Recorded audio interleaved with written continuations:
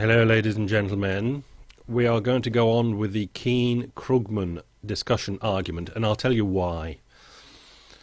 I replied to Sod, Slough of Despond, this morning, and it was one of those that I answered the comment, I made the comment, sent it off and thought, that was a bit, wasn't it?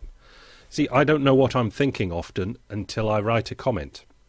But this comment, it's kind of made me think, and certainly made this video. What I said was something along the lines of, is there's going to be violence on the streets, or people are going to understand this Krugman-Keane argument. Now, there's a link from the Krugman-Keane argument, which I made in the comment, to the MMT government argument. How can I say this? It does seem heavy. That seems heavy and facile and facile. But there will be no end to this economic stuff unless this argument between Keane and Krugman is grokked. Because I think that when people understand the difference, the argument, the Keane-Krugman argument, it immediately knocks over to the MMT. It doesn't have to be MMT, it's just government and economics arguments. Now, it's not going to happen here on Over the Peak. It's not going to happen in the mainstream media, but it might happen. It will happen. Probably will happen at the INET conference. If not this one, then the next one. I'll go into some of these comments. I've just picked Alphaville Financial Times comment section to an article on the Keane-Krugman argument and picked out some comments from it. But this Keane-Krugman thing is all over my feeds, all over it. And I was a bit...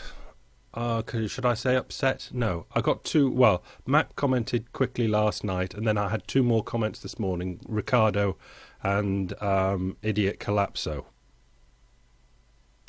on my video of yesterday, which I thought was an incredibly good presentation. Which is fine, you know, but it's just one of these things that I've got something now that I'm excited about, which is very, very rare. And I can't understand that other people aren't excited. But as I speak to you now, I'm going, of course they're not. There are some people interested in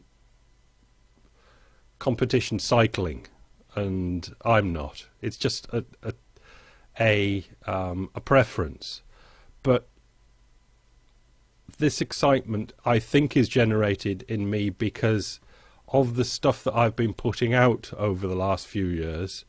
It really does make me think that this system is chronically crap, and it's being tried to be controlled by bankers, central bankers and politicians, but they can't because it's a crap system. And it's a crap system to a greater extent the way I'm looking at it. It's a bad system, it's a crap system, but it's working as a crap system because even the people working with it don't understand it.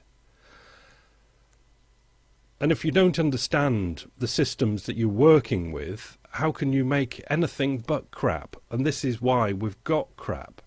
At least I think they could, if they understood their own system, make something more of it.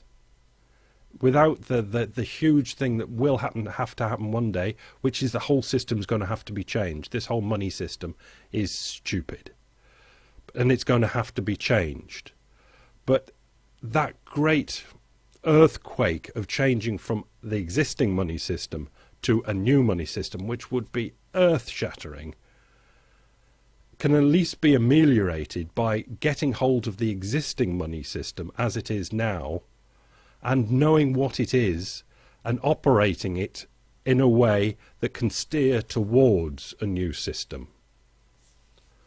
So it's either continuing with the crap that we've got till it completely breaks down, and that will be the manifestation, the you know the word, the rumblings on from that are just going to, it's going to be horrible, because there's no way that the politicians are going to go to a new system unless it breaks down. So we're heading for breakdown, or we learn to use this system a bit better. And what I'm trying to say is, when they learn to use this system better, it's inevitable that a new system will start getting itself put in place. It's like we're stuck with the old system because we're stuck using the old system in the old ways, when people have now found that the old system can actually be used in new ways, which then will get movement going forward, which will go on to new systems that will be used in new ways. And it could flow forward instead of having to have a huge crash. Right, that was a bit too much of a setup, but still, you'll either listen or you won't. So I'm going to go to some of the comments from the comment section to give you a flavour of there are two things. It's very easy and it's very complicated. There should be nothing here that we haven't touched on before if you've listened to all of these over the peak stuff. Doesn't mean you should have understood it, but there should be nothing new. This is it. There's nothing to fear here, because we've been there. As Matt said yesterday, he understood the Steve Keen-Krugman thing and could see that Krugman was wrong. But obviously, the Nobel Prize man is not going to just be wrong just like that. It can't just be that simple. Or he's not going to write in the New York Times, "Woohoo, world, I'm wrong." It's obviously got nuances and complications. But the bottom line is, he is wrong, and the systems he uses are wrong. But I might come to it through the comments. Now, I'm kind of using up my time here. It's that when the bases of your models are wrong, it matters not a jot how complicated and wonderful your model is if it's based on crap. And that's what we've had ISLM since the Second World War. And of course, ISLM was developed by people who were educated before the Second World War, probably even before the First World War, absolutely stuck in gold standard thinking and old thinking. But because the way, mainly the American, but a lot of university, the way things go, it's sclerotic, it's just stuck. And you just can't go in and say, this is crap. You can't say it's wrong. If you say it's wrong, you don't get a job. And if you get a job and then say it's wrong, you don't get tenure, and you don't get respect, and you don't get anything. So they just go on and on and on teaching this stuff, which is crap. And I'll go on more. In fact, I might even forget these comments the way I'm going. Governments get voted in, people, politicians, then go to the seats of power as prime ministers, presidents, government leaders, treasury ministers, and all this. And they sit there, they know shit about the economy. Nothing at all. Why should they? They know absolutely nothing. So what do? If everything's working all right, they don't do much. But if things go wrong, they ask economists what's going wrong and why is it going wrong and what can we do about it. Now, the economists that they get in will be the tenured professors that are respected, got Nobel Prizes and all this lot, that have learned and are teaching and are promulgating crap. And then the people in power, who are the politicians, go on and make ridiculous decisions. Because what do they know except what they're told? Crap. And it's the same even with central bankers, who are generally economists that have come up through the same system.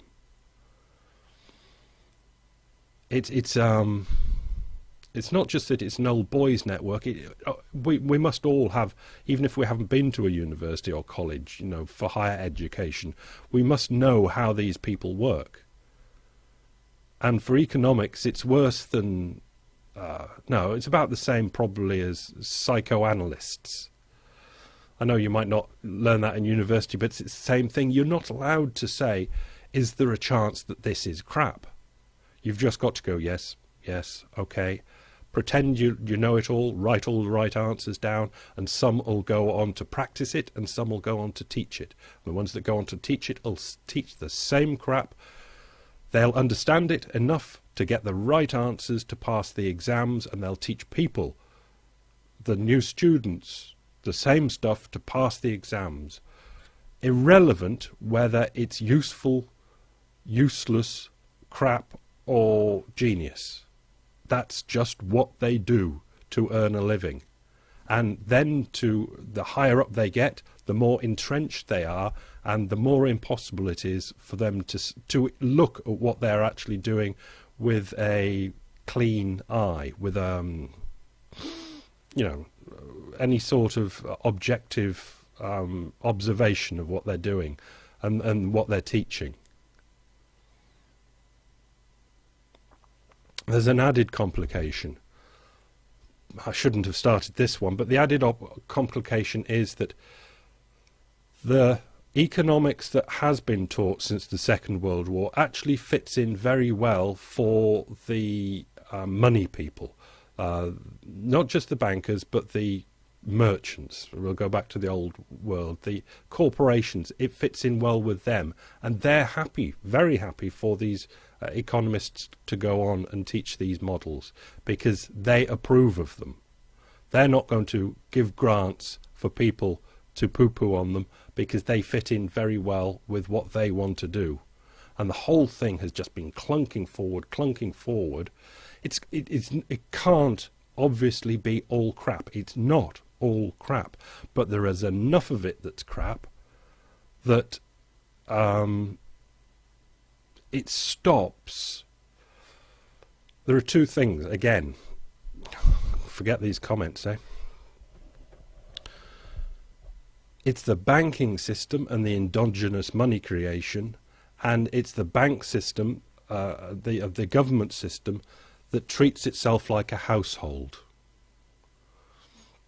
From the money video I did, should be clear that the money system is not, money isn't anything. It does not represent anything at all. It doesn't represent your own work. It doesn't represent asset values. It doesn't represent anything.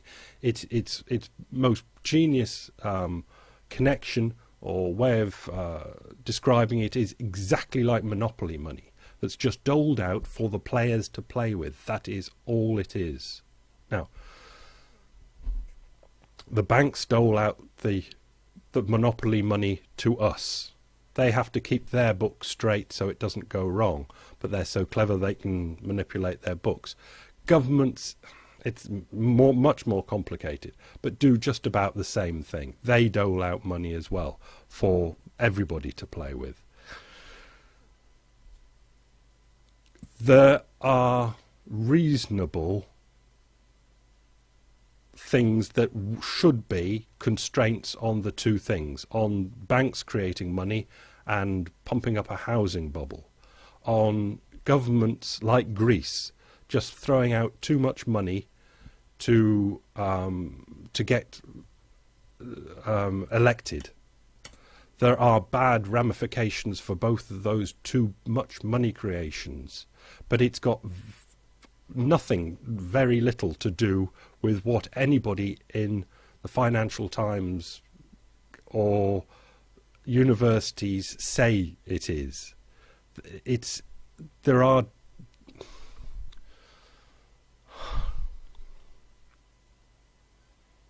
They're not constrained, either of them. Banks and governments are not constrained by the amount that they can pump out. They can both pump out any amount of money. Banks, to a certain extent, are capital constrained. Okay, so we've got that. And they're not reserve constrained, they're capital constrained.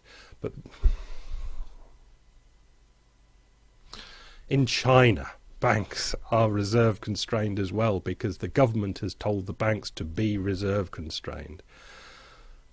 See, it's not easy. It is complicated, but it's nothing that we haven't been through over and over and over again. But we can look at it as how it's going to break down in either one or two ways. These banks are now not going to have set up since the last 30, 40 years. In fact, you could say 80 years. They've just increased the lending to the population to the extent now that the population, the system of the way the population, private and corporate, works, is that they rely on debt. It's just the system that's developed because banks have done so well in pushing their money out.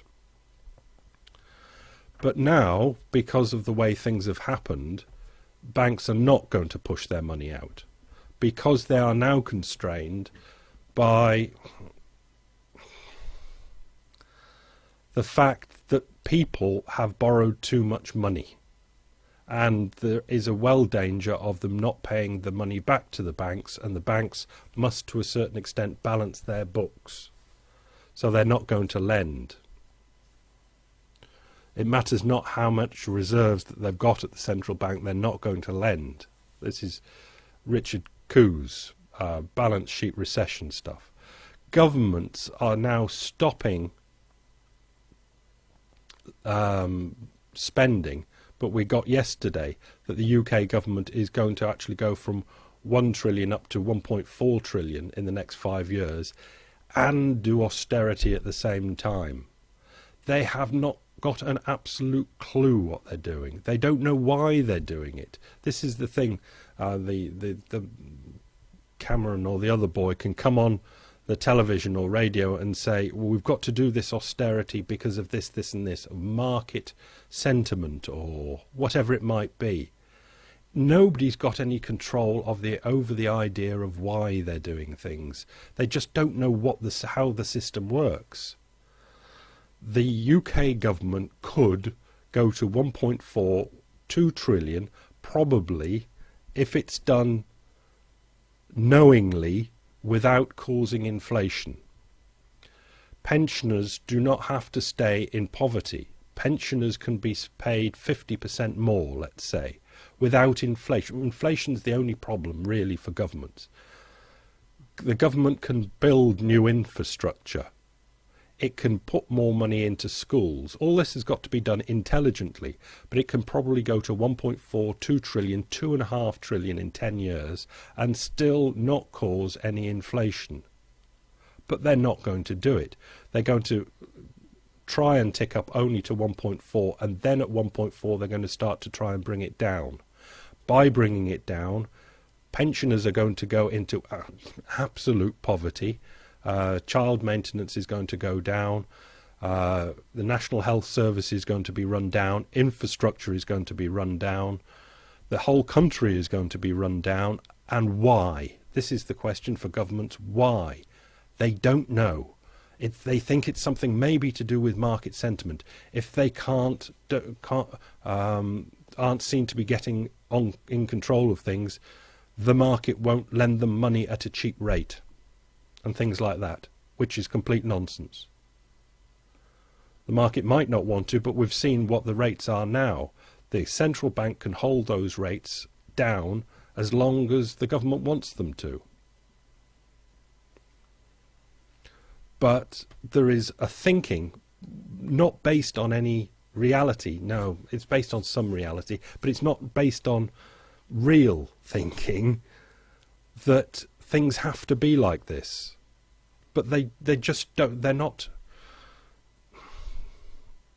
they just don't know what they're doing. They're just going from one crisis to the next. And the thing is that real people are going to get harmed, very, very harmed along the way. And the more they say that market sentiment this, or not explaining why they're doing things, the more the market will get nervous, because the market knows it doesn't know what it's doing either. Governments don't know what they're doing. Markets don't know what they're doing. I think there are some people in the banking industry that do know what they're doing. They know that they've overdone the lending, so they're not going to do the lending anymore. They're going to tidy up the balance sheets as much as possible, put pressure on the central banks and governments to back them until they can get their books in order. I think the bankers are perhaps the only people that do know what they're doing. But in another 30, 40 years, if things got that far, then they'd just go on another lending splurge. But I don't think things are going to get that far, because the government do not know what they're doing.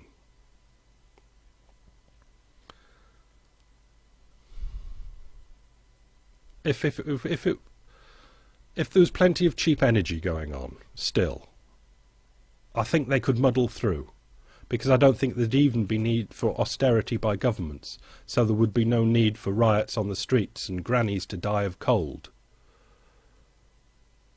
But there are going to be real energy constraints, and unfortunately, even understanding, because you'll never really know how far you can push, let's call it an economy, from the government and not create inflation. You'll never really know. When you really had your people in place that were monitoring these things, understanding how the reality of things and controlling things, not just with one huge lever like they used to do in the central bank, up and down interest rates, up and down interest rates. When there was a bit more brain power going into it, it could be controlled a lot better. But even so, it could never be controlled perfectly. The best chance that we've got, I think, for grannies not to die of cold, or there to be riots on the streets of the Western nations, is that Steve Keen and Krugman have a debate, or people, even better, if crowds come in on both sides and argue this, that it's just I've spent too much time last night keeping up with this. People are coming out of the woodwork. Old economists, let's say, are coming out of the woodwork and kind of going, yeah, I kind of always knew it was wrong. This is giving people an excuse to come out and say what they all often or have for a long time felt, that the whole system was being taught all wrong, and it was leading to governments doing the wrong things.